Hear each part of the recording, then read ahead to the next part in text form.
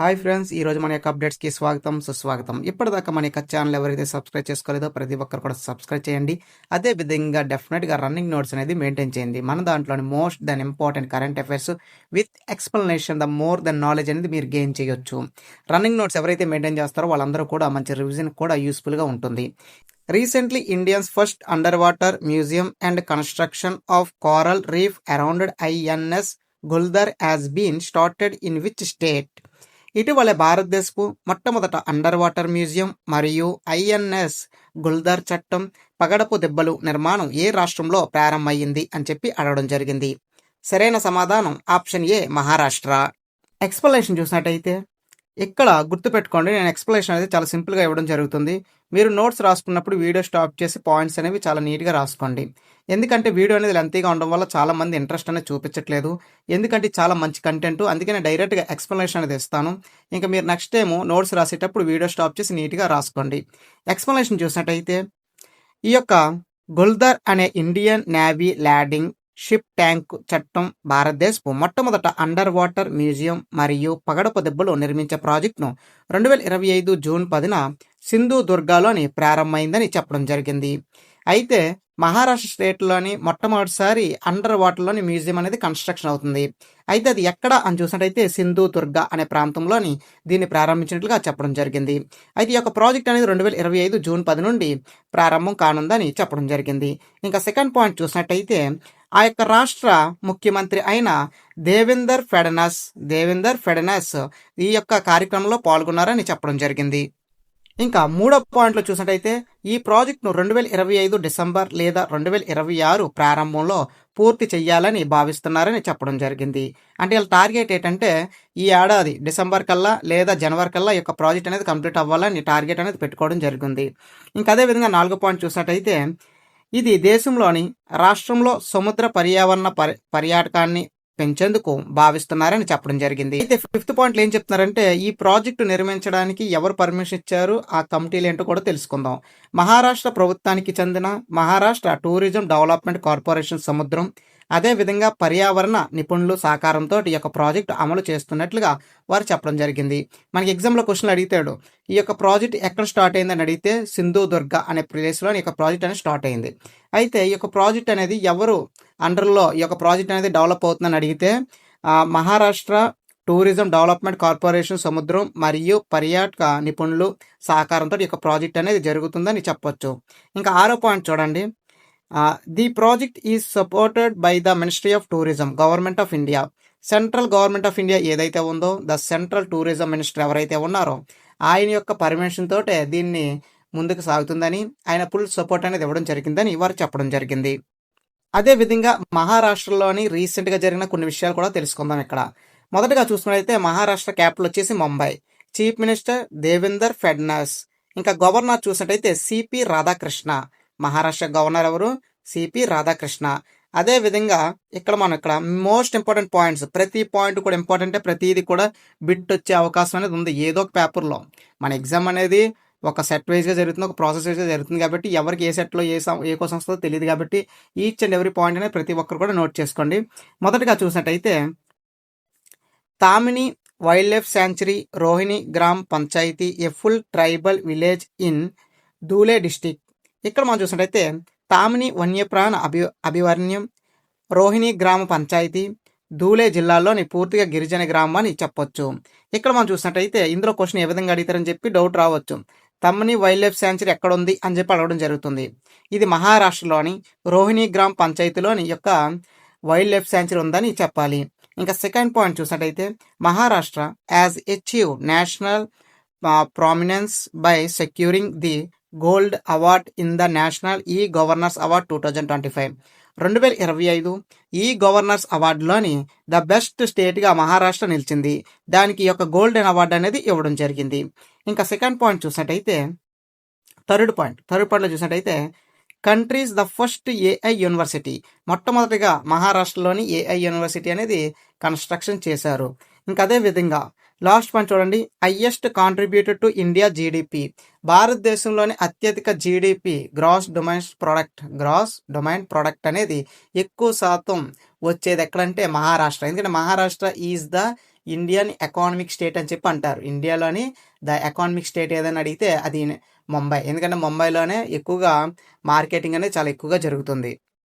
అదే విధంగా ఇక్కడ మనం చూసినట్టయితే the Indian largest deep water Vadhavan port was inaugurated in Maharashtra. మహారాష్ట్రలో రీసెంట్గా వడవన్ పోర్ట్ని ఇనాగ్రేట్ అంటే స్టార్ట్ చేశారు. ఈ యొక్క కన్స్ట్రక్షన్ స్టార్ట్ చేశారు. అదేవిధంగా ఇది ఇండియాలో the largest deepest water port అని కూడా చెప్పొచ్చు. ఇంకా చూసినట్టయితే the first state to given the title of Rajmata to the cow. మహారాష్ట్రలోని మొదటిసారి ఆ రాష్ట్రంలోని గోవులు ఏవైతే ఉంటాయో ఆవులకి రాజమాత అని చెప్పి నామకరణం చేయడం జరిగింది. అదో రకమైన బిరుదు అని కూడా చెప్పొచ్చు.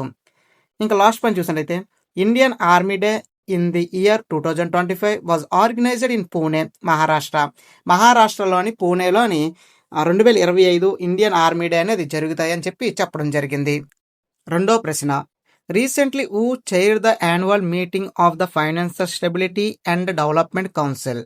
ఇటీవల financial stability and development council వార్షిక సమావేశానికి ఎవరు అధ్యక్ష వహించారు? సరైన సమాధానం ఆప్షన్ బి నిర్మలా సీతారామన్. ఈవిడ మన యొక్క ఆర్థిక మంత్రి అని చెప్పొచ్చు. ఎక్స్ప్లెనేషన్లోని మొదటి point, the annual meeting of the financial stability and development council was held in Mumbai, Maharashtra on 10th June 2025. ఇక్కడ మనం చూసినట్టయితే 10వ తారీఖు జూన్ 2025న ఈ యొక్క financial stability and development council meeting అనేది జరిగిపోయింది. అయితే దీనికి అధ్యక్షుల కింద మనకి ఆర్థిక శాఖ మంత్రి అయిన నిర్మలా సీతారామన్ గారు వహించడం జరిగింది. అదే విధంగా చూసినట్టయితే సెకండ్ పాయింట్లోని ఈమె 29వ సమావేశానికి అధ్యక్షురాలిగా వహించడం జరిగింది. ఈ మీటింగ్ అనేది ఎక్కడ జరిగింది? మహారాష్ట్రలోని ముంబైలోని ఒక మీటింగ్ అనేది జరిగింది. ఇది 29వ సమావేశం. థర్డ్ పాయింట్ చూసినట్టయితే ఈ సమావేశంలోని ఆర్థిక మంత్రి శాఖ ఉన్నత అధికారులు, reserve bank of India governor, అదేవిధంగా సబ్ కమిటీ చైర్మన్స్ అయిన సంజయ్ మల్హోత్రా సహా వివిధ ఆర్థిక రంగ నియంత్రణ సంస్థలు అధిపతులు కూడా ఈ యొక్క మీటింగ్లో పాల్గొనడం జరిగింది. మూడో ప్రశ్న, recently the Indian army contingent has arrived in the which country to participated in the 22nd edition of the multinational military exercise conquest 2025.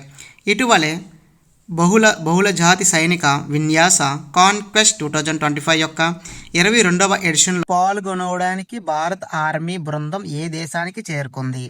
సరైన సమాధానం ఆప్షన్ సి మంగోలియా. మంగోలియాలోని ఉలన్ బాతార్ ప్రాంతానికి ఇండియన్ ఆర్మీ అనేది వెళ్ళడం జరిగింది. 22వ ఎడిషన్ అని చెప్పొచ్చు. ఎక్స్ప్లెనేషన్ చూసినట్టయితే బహుళ జాతి సైనిక విన్యాసం కాన్క్వెస్ట్ 22nd ఎడిషన్లో పాల్గొనేందుకు 40 మంది సభ్యులతో కూడిన భారత ఆర్మీ బృందం మంగోలియా రాజధాని ఉలన్ బాతార్ చేరుకుంది. ఈ ఉలన్ బాతార్ అనేది మంగోలియాకి రాజధాని అని చెప్పొచ్చు. Is a capital. Second point చూసినట్టయితే the Mongolia capital will host the 22nd edition of conquest from 14 to 28 June 2025. June month 14 నుండి 28 వరకు ఈ యొక్క ఈవెంట్ అనేది జరుగుతుందని చెప్పడం జరిగింది. అయితే ఇందులో మొత్తం 40 సభ్యులు ఇండియా నుంచి వెళ్ళనున్నారని చెప్పడం జరిగింది. ఇంకా థర్డ్ పాయింట్ చూసినట్టయితే 23లోని యునైటెడ్ స్టేట్స్ మంగోలియా మధ్య మొదట ద్విపాక్షిక సైనిక విన్యాసంగా కాన్క్వెస్ట్ సైనిక విన్యాసం ప్రారంభమైందని వారు చెప్పారు. నాలుగో ప్రశ్న, Fuego volcano that was recently see in news this located in which country. ఇటీవల వార్తల్లో కనిపించిన ఫోగో అగ్నిపర్వతం ఏ దేశంలోనే ఉంది? సరైన సమాధానం ఆప్షన్ ఏ గొట్టమాల. గొట్టమాల ప్రాంతంలో ఉండడం జరిగింది. నాలుగో ప్రశ్న చూసినట్టయితే Fuego volcano that was recently see in news is located in which country. ఇటీవల వార్తల్లో కనిపించిన ఫోగో అగ్నిపర్వతం ఏ దేశంలో ఉంది? సరైన సమాధానం ఆప్షన్ ఏ గోటమాల. ఇక్కడ మన ఎక్స్ప్లెనేషన్లో చూసినట్టయితే మొదటి point, Guatemala authorities recently vacated over 500 peoples as a Fuego volcano released gas and ash. Fuego అగ్నిపర్వతం వాయువు మరియు బూడిదను విడుదల చేయడంతో చుట్టుపక్కల ఉన్న ప్రజల్ని 500 మందికి పైగా ప్రజల్ని ఖాళీ చేయడం జరిగింది. అదే విధంగా ఈ యొక్క వాల్కానో ఎక్కడుందని చూసినట్టయితే గోటమాలో అనే ప్రదేశంలో ఉండడం జరిగింది. ఈ గోటమాలో అనే ప్రదేశం అమెరికా, సెంట్రల్ అమెరికాలో ఉందని చెప్పొచ్చు. సెకండ్ పార్ట్లో చాలా క్లియర్గా ఇచ్చారు. వాల్కానో డి ఫ్యోగో ఏదైతే ఉందో దీని యొక్క అర్థం ఏంటంటే వాల్కానో ఆఫ్ ఫైర్. వాల్కానో ఆఫ్ ఫైర్ అనేది దీనికి మీనింగ్ అనమాట. అయితే ఇది ఎక్కడుంది? గోటమాల్లో ఉండడం జరిగింది. ఈ గోటమాల్ అనే ప్రదేశం సెంట్రల్ అమెరికాలో ఉందని చెప్పడం జరిగింది. దాంతోపాటు మోస్ట్ ఇంపార్టెంట్ ఏంటంటే ఇది మోస్ట్లీ యాక్టివేటెడ్ వాల్కనో అని చెప్పడం జరిగింది. తరచూ కూడా ఈ యొక్క వాల్కనో అనేది రియాక్ట్ అవుతుందని చెప్పడం జరిగింది. 5వ ప్రశ్న, the sustainable energy for all initiative was launched by which organisation? Sustainable energy for all కార్యక్రమాన్ని ఏ సంస్థ ప్రారంభించింది? సరైన సమాధానం option C, United nation. Explanation చూసినట్టయితే ఇంధనం పరివర్తనం రోడ్ మ్యాప్ను రూపొందించడానికి భారతదేశంలోని ప్రభుత్వ రంగ సంస్థ అయిన ఇంధనం సంస్థ అయిన national thermal corporation power corporation సంస్థ సస్టైనబుల్ ఎనర్జీ ఫర్ ఆల్తో ఒప్పందం కుదిరించుకుంది. అంటే ఇక్కడ చూసినట్టయితే ఏం చెప్తున్నారంటే ఇంధనం పరివర్తనం రోడ్ మ్యాప్ను డెవలప్ చేయడానికి భారతదేశంలోని ప్రభుత్వ రంగ సంస్థ అయిన నేషనల్ థర్మల్ పవర్ కార్పొరేషన్ సంస్థ సస్టైనబుల్ ఎనర్జీ ఫర్ ఆల్ తోటి ఒప్పందం కుదిరించుకుంది. ఇంకా సెకండ్ పాయింట్లో చూసినట్టయితే sustainable energy for all is a global initiative launched by the United nation. UNO సంస్థ దీన్ని లాంచ్ చేసింది. దేన్ని? సస్టైనబుల్ ఎనర్జీ ఫర్ ఆల్ అనే ఒక సంస్థని యుఎన్ఓ అంటే ఐక్యరాజ్య సంస్థ ఓపెన్ చేయడం జరిగింది. 2011లో ప్రారంభించారు. ప్రారంభించిన ఈ సంస్థతో రీసెంట్గా మనకి ఇండియాలోని the national thermal power corporation సంస్థ ఈ యొక్క బిజినెస్ అనేది కొలాబరేట్ అవ్వడం జరిగింది. వీరి యొక్క లక్ష్యం ఏంటంటే ఇంధనం పరివర్తన రోడ్ మ్యాప్ను డెవలప్ చేయడం వీరి యొక్క లక్ష్యం అన్నమాట. Create an energy transition road map. ఇక్కడ నా 3వ పాయింట్ చూడండి. It is the partnership involving governments, private companies and civil societies to promoted clean and accessible energy. ఇది స్వచ్ఛమైన మరియు అందుబాటులో ఉన్న శక్తిని ప్రోత్సహించడానికి ప్రభుత్వాలు, ప్రైవేట్ కంపెనీలు మరియు పౌర సమాజంతో కూడిన భాగస్వామ్యం కలిగి ఉంటుందని చెప్పడం జరిగింది. మొత్తం ప్రైవేటు, సెంట్రల్ మొత్తం అన్ని గవర్నమెంట్లు కలిసి ఈ యొక్క డెవలప్ అనేది చేస్తారని చెప్పడం జరిగింది. అదేవిధంగా ఇక్కడ మనం 4th పాయింట్లో చూసినట్టయితే independent organisation hosted by the United national office for a project service. ఈ యొక్క ప్రాజెక్ట్ సర్వీస్ కోసమే అంటే ప్రాజెక్టులు ఏమన్నా ఉంటాయి కదా ఎనర్జీ సంబంధించి కానీ అండ్ రోడ్ మ్యాప్ కానీ ఇలాంటివి ఏమన్నా ఉంటే వాటిని ఇండిపెండెంట్గా డెవలప్ చేయాలనే ఉద్దేశంతో యునైటెడ్ నేషనల్ అఫీషియల్గా ఫర్ ద ప్రాజెక్ట్ సర్వీస్ అనే సంస్థ ద్వారా ఇవన్నీ కూడా ఆర్గనైజ్ అనేది చేయడం జరుగుతుందని చెప్పారు. అదే విధంగా ఇక్కడ మనం చూసినట్టయితే the United national is the world largest inter government organisation with 193 members countries. ఐక్యరాజ్య సంస్థలో సుమారుగా 193 సభ్య దేశాలతో ప్రపంచంలోని అతిపెద్ద ఇంటర్ గవర్నమెంటల్ ఆర్గనైజేషన్ అనేది నిర్మించబడిందని చెప్పడం జరిగింది. ప్రపంచంలో ఉన్న దేశాల్లోని 193 దేశాలు కలిసి ఈ యొక్క యుఎన్ఓ సంస్థని స్థాపించాయి. దీన్నే కంబైన్డ్ గవర్నమెంట్ అని కూడా అనడం జరుగుతుంది. ఇంకా లాస్ట్ చూసినట్టయితే విధులు అంటే వీరి యొక్క లక్ష్యాలు ఏంటని చూసినట్టయితే అంతర్జాతీయ శాంతి భద్రతను కాపాడడము, అవసరమైన వరకు మానవతా సహాయం అందించడము, మానవ హక్కులను పరిరక్షించడము, అంతర్జాతీయ చట్టాలను నిలబెట్టడమే వీరి లక్ష్యం అని చెప్పడం జరిగింది. అదేవిధంగా హెడ్ క్వార్టర్స్ చూసినట్టయితే యాంటోనీ గుటెరస్ సెక్రటరీ జనరల్ చూసినట్టయితే Anthony Guterres is a Portugal దేశానికి చెందిన వ్యక్తి. యాంటోనీ గుటెరస్ అనేది ప్రెసిడెంట్ యుఎన్ఓ ఐక్యరాజ్య సంస్థకి జనరల్ సెక్రటరీ కింద ఉండడం జరిగింది. హెడ్ క్వార్టర్స్ చూసినట్టయితే న్యూయార్క్, యునైటెడ్ స్టేట్స్ ఆఫ్ అమెరికాలోని న్యూయార్క్లో ఉండడం జరిగింది. ఈ యొక్క యుఎన్ఓని ఎప్పుడు స్థాపించారంటే 24 అక్టోబర్ 1945లో దీన్ని స్థాపించడం జరిగింది. 6వ క్వశ్చన్ చూసినట్టయితే Shri Padmanabha Swamy temple is located in which state? సరైన సమాధానం ఆప్షన్ సి, కేరళ. కేరళలోని శ్రీ పద్మనాభ స్వామి ఆలయం అనేది కేరళలో ఉండడం జరిగింది. మీరు పిక్చర్లో చూడొచ్చు ఆ టెంపుల్ యొక్క ఫ్రంట్ వ్యూ అనేది. ఎక్స్ప్లెనేషన్ చూసినట్టయితే ఎక్స్ప్లెనేషన్లో ఏం చెప్తున్నారంటే కేరళలోని తిరువనంతపురంలో ఉన్న శ్రీ పద్మనాభ స్వామి ఆలయంలోని 270 ఏళ్ళు తర్వాత ఆలయ శుద్ధి ప్రతిష్టల కోసం మహాకుంభాభిషేకం నిర్వహించారని చెప్పడం జరిగింది. సుమారుగా 270 సంవత్సరాల తర్వాత మళ్ళీ మహాకుంభాభిషేకం నిర్వహించారని చెప్పారు. ఇంకా అదే విధంగా సెకండ్ పాయింట్ చూసినట్టయితే ఈ ఆలయం విష్ణునికి అంకితం చేయబడింది మరియు భారతదేశంలో అత్యంత గౌరవమైన గౌరవమైన హిందూ దేవాలయంలో ఒకటి. ఇంకా థర్డ్ పాయింట్ చూసినట్టయితే ఈ నగరం పేరు తిరువనంతపురం. మలయాళంలో అనంత దేవుణ్ణి నగరం అని అర్థం.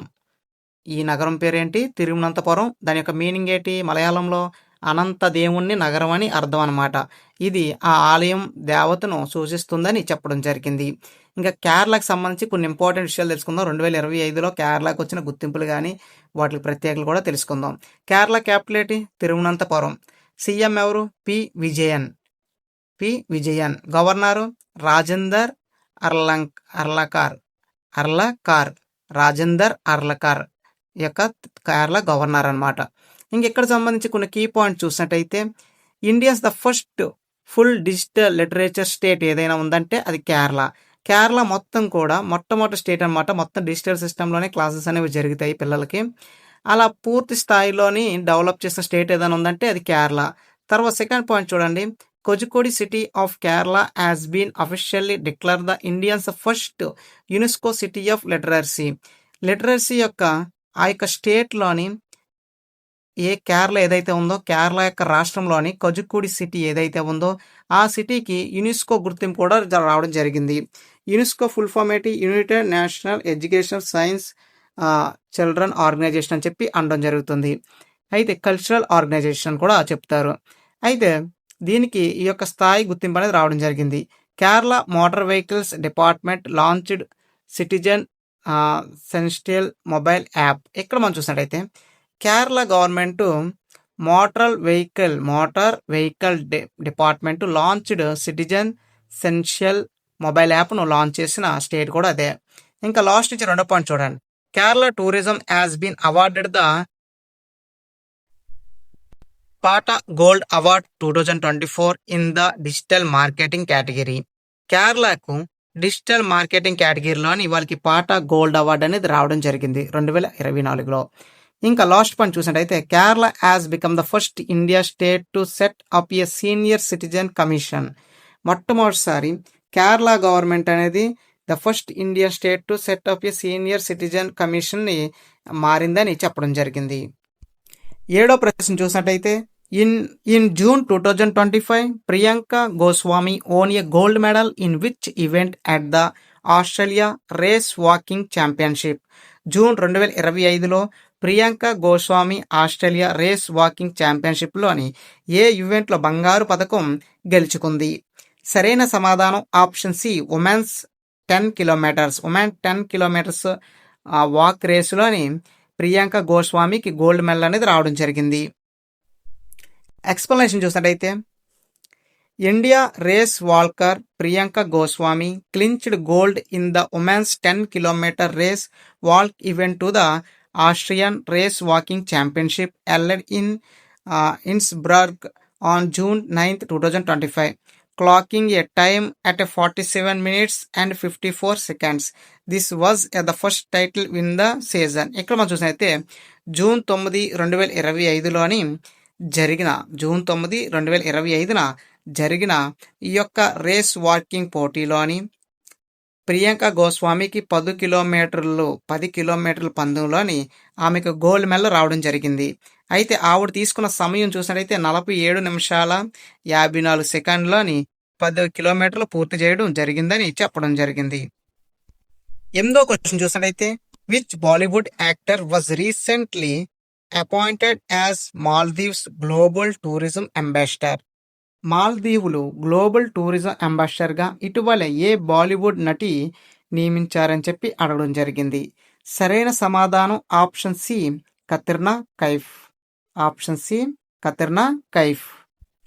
ఎక్స్ప్లెనేషన్ చూసినట్టయితే జూన్ 2025లోని మాల్దీవులు marketing and public relationship corporation Bollywood నటి కత్రినా కైఫ్ను గ్లోబల్ టూరిజం అంబాసిడర్గా నియమించడం జరిగింది. ఇంకా సెకండ్ పాయింట్లో ఏం చెప్తున్నారంటే 2 దేశాల మధ్య పర్యాటకం సాంస్కృతిక సంబంధాలను పెంపొందించే లక్ష్యంతో భారత ప్రధాని నరేంద్ర మోదీ మాల్దీవులో పర్యటించనున్న నేపథ్యంలోని ఈ ప్రకటన చేశారని చెప్పడం జరిగింది. అంటే రాబోయే రోజుల్లో మన యొక్క మోదీ గారు మాల్దీవ్స్కి వెళ్తున్నారు పర్యటనకి. ఈయన పర్యటనకి వెళ్ళారంటే ఇంకా మోర్ దెన్ బిట్స్ అనేవి కూడా మనకు వస్తాయి. 9వ క్వశ్చన్ చూసినట్టయితే విచ్ స్టేట్ ఈ set to establish Indian the first e waste eco park in ఓలంబ్ కలన్లోని భారతదేశపు మొట్టమొదట ఈ వేస్ట్ ఈకో పార్క్ను ఏ రాష్ట్రం లేదా కేంద్రపాలిత ప్రాంతం ప్రారంభం చేయనుంది అని చెప్పి అడగడం జరిగింది. సరైన సమాధానం option A New Delhi. E waste eco park ని డెవలప్ చేయనుంది. 9వ క్వశ్చన్ చూసినట్టయితే which state or united territory is set to establish Indian the first e waste eco park in Holambi కాలన్లో భారతదేశంలో మొట్టమొదట ఈ వేస్ట్ ఈకో పార్కును ఏ రాష్ట్రం లేదా కేంద్రపాలిత ప్రాంతం ప్రారంభిస్తున్నట్లుగా చెప్పడం జరిగింది. సరైన సమాధానం ఆప్షన్ ఏ న్యూఢిల్లీ. ఎక్స్ప్లెనేషన్లో ఏం చెప్తున్నారంటే భారతదేశంలో మొట్టమొదట ఈ వేస్ట్ ఈకో పార్కును ఓలంబ్ కాలన్లోని ఏర్పాటు చేయడానికి ఢిల్లీ సిద్ధంగా ఉంది.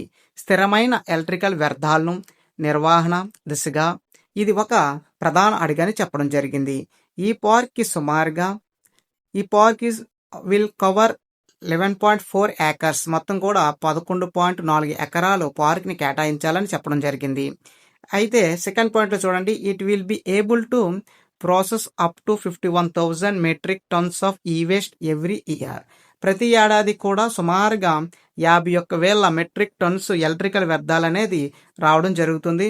వాటిని ఒక దగ్గర చేర్చి దాన్ని మళ్ళీ రీసైకిల్ చేయడం కానీ దాన్ని ఇచ్చి వెదర్ని కాపాడడానికి ఇది ఒక మార్గం అని చెప్పొచ్చు. థర్డ్ పాయింట్ చూసేటైతే 2022 ఈ వేస్ట్ మేనేజ్మెంట్ రూల్స్ కింద జాబితా చేయబడిన మొత్తం 106 ఈ వేస్ట్ కేటగిరీలను ఇది నిర్వహిస్తుందని చెప్పడం జరిగింది. ఇంకా 4 పాయింట్లు ఏం చెప్తున్నారంటే సుమారుగా దీనికి ఇనిషియల్ ఇన్వెస్ట్మెంట్ అంటే మొట్టమొదటిగా దీనికి పెట్టిన అమౌంట్ 150 కోట్లు. అదేవిధంగా 5th పాయింట్ చూసినట్టయితే దీనికి 325 కోట్లకి పైగా అయ్యే అవకాశం ఉందని చెప్పారు. ఇంకా 6వ పాయింట్లో ఏం చెప్తున్నారంటే the park will be developed through public and private partnership. ఈ పార్క్ అనేది పబ్లిక్ మరియు ప్రైవేట్ పార్ట్నర్షిప్ కింద ఈ యొక్క ఈ వేస్ట్ పార్క్ అనేది డెవలప్ చేస్తున్నారు. అయితే ఈ పార్క్ యొక్క ముఖ్య లక్ష్యం ఏంటంటే ఎలక్ట్రికల్ వ్యర్థాలు ఏవైతే ఉంటాయో వాటిని నివారించడానికి ఈ యొక్క పార్క్ని డెవలప్ చేస్తున్నారు. ఇంకా 7th పాయింట్ చూసినట్టయితే designing, build, finance, operator, transfer model అని చెప్పడం జరిగింది. ఈ విధంగా ఈరోజు క్లాస్ అనేది మనది కంప్లీట్ అయ్యింది. అదేవిధంగా ఇందులో మోస్ట్ ఇంపార్టెంట్ పాయింట్స్ కూడా మీరు నోట్ చేసుకోండి. ఇంకా మేము చెప్పే విధానంలో ఏమన్నా నచ్చకపోయినా లేకపోతే ఏదైనా బాగుపోయినా మీరు నా కామెంట్ బాక్స్లో మెన్షన్ చేయండి. డెఫినెట్గా వాడిని రిపీట్ కాకుండా ఇంకా బెస్ట్గా ఇవ్వడానికి ట్రై చేస్తాం. దాంతోపాటు మరిన్ని వివరాల కోసం మన యొక్క ఛానల్ సబ్స్క్రైబ్ చేసుకోండి. Thank you for watching this video.